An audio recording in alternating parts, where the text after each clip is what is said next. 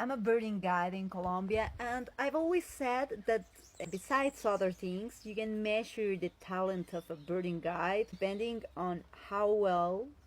she or he can get good pictures or videos of the birds with the binoculars.